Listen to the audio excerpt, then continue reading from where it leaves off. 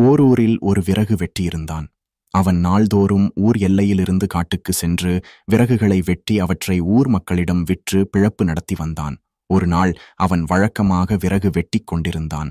அப்பொழுது அவனுக்கு களைப்பு ஏற்பட்டது. அங்கிருந்த ஒரு மரத்தின் நிழலில் படுத்தான். அந்த மரமானது நினைப்பதையெல்லாம் கொடுக்கும் மந்திர மரம் ஆகும். இந்த விஷயம் அவனுக்கு தெரியாது. அப்பொழுது தென்றல் காற்று சில்லென்று வீசியது. அது அவனுக்கு சுகமாக இருந்தது. இம்மாதிரியான நேரத்தில் ஒரு பஞ்சு மெத்தை இருந்தால் எவ்வளவு நலமாக இருக்கும் என்று அவன் மனதில் நினைத்தான். என்ன ஆச்சரியம்! அடுத்த கணம் அவன் அருகில் ஒரு கட்டிலும் அதில் பஞ்சு மெத்தையும் வந்து சேர்ந்தது. விறகு வெட்டிக்கு மகிழ்ச்சி தாங்க முடியவில்லை. உடனே அவன் அதில் ஏறி படுத்தான்.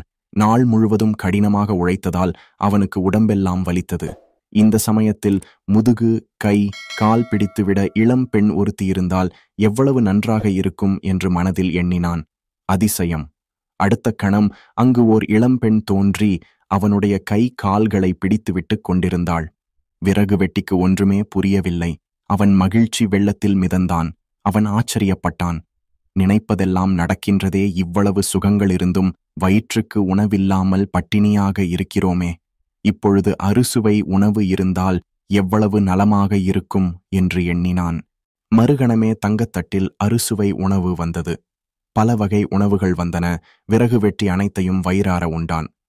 உண்ட மயக்கம் தொண்டனுக்கு உண்டு என்ற பழமொழிக்கு ஏற்ப விறகு வெட்டிக்கு உறக்கம் வந்தது. படுத்தான். அவன் மனதில் திடீரென்று ஒரு பயம் தோன்றியது. நாம் காட்டில் தனியாக அல்லவா இருக்கிறோம்.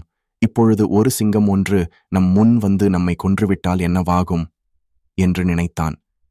மறுகணம் அவன் முன்னால் ஒரு சிங்கம் தோன்றி அவனை கொன்றுவிட்டது.